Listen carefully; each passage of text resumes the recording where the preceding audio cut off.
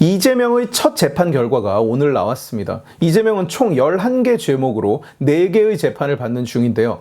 대장동, 백현동, 성남FC 등 성남시장 재직 당시의 각종 비리 혐의, 대북 불법 송금, 위증교사, 그리고 이번 선거법 위반, 이렇게 4개였습니다.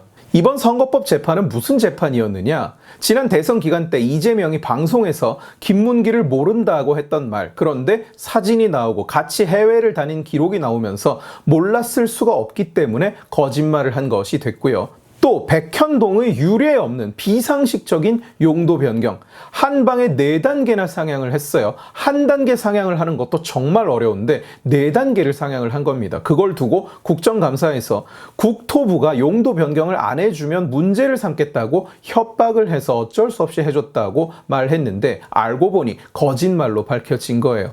둘 다 선거 기간에 있었던 일이라서 공직선거법 위반으로 재판을 받게 된 겁니다. 재판 과정에서의 이재명의 항변은 아무리 상대 진영의 사람인 걸 감안하더라도 좀 추했습니다. 김문기를 몰랐을 수가 없다는 지적에 이재명은 사람을 안다 모른다는 개인의 주관적인 인지의 영역이라서 처벌할 수 없다고 주장했었어요.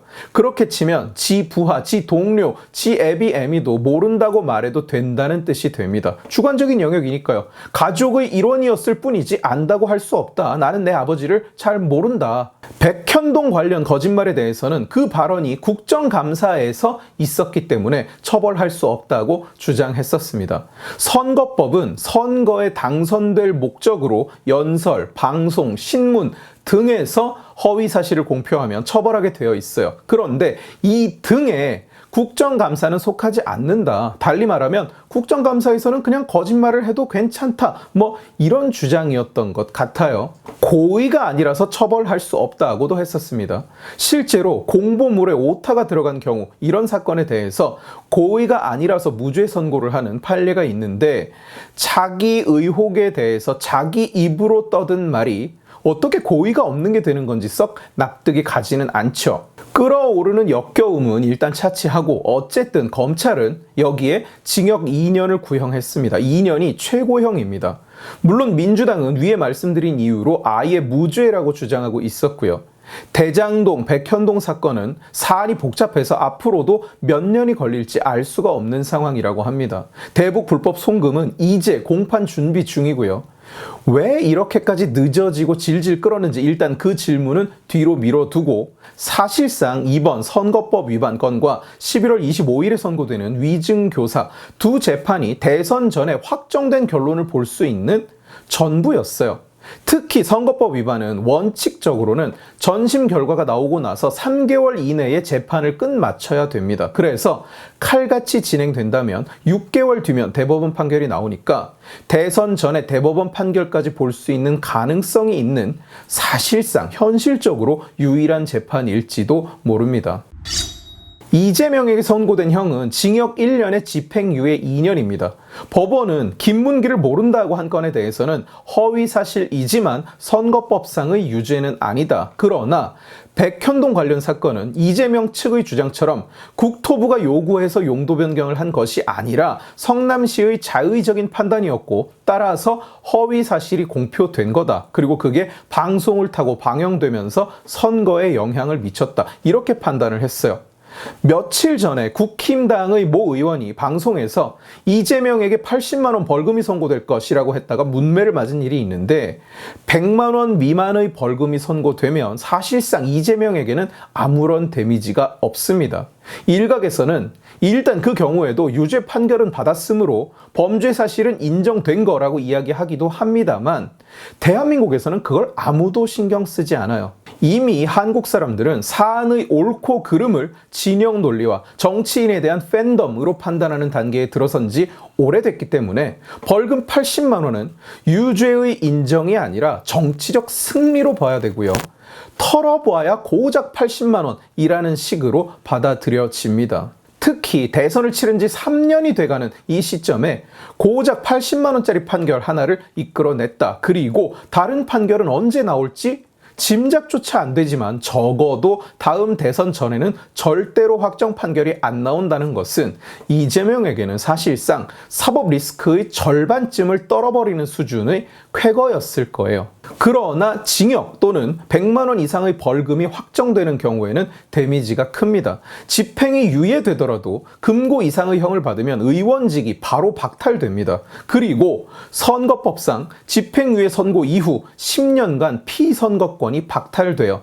나중에 누군가가 복권을 시켜주더라도 당장 다음 대선, 다음 총선은 못 나올 확률이 큽니다. 그뿐 아닙니다. 이 사건이 지난 대선 관련 선거법 위반 사건이기 때문에 형이 확정되면 지난 대선 때 선관위에게서 받은 선거 비용 434억 원을 반납해야 되는 상황이에요.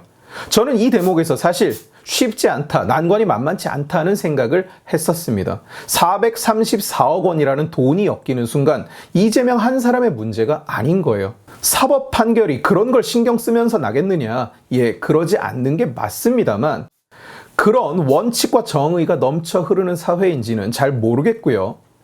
어쨌든 좋은 일임에는 틀림이 없고 이재명은 죄를 지어도 처벌받지 않는다는 대한민국의 뉴 노멀이 흔들리는 판결이라는 점에서 높게 평가할 만한 일입니다.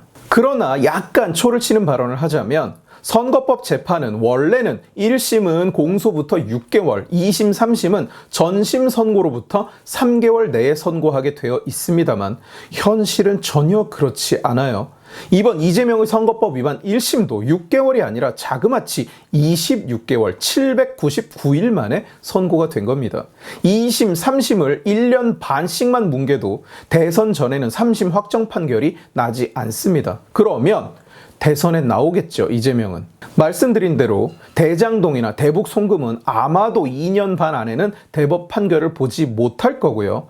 위증교사도 빨리 진행될 거라는 보장이 없습니다. 공직선거법 270조에는 선거범 재판은 다른 재판에 우선해서 신속히 한다고 명시되어 있고요. 기한까지 법으로 정해져 있는데도 그 선거법도 1심만 2년이 넘게 걸리는데 앞으로 2심, 3심은 얼마나 뭉개질지 알 수가 없는 거예요. 아까 말씀드렸죠. 원칙과 정의가 넘쳐 흐르는 사회인지는 잘 모르겠다고.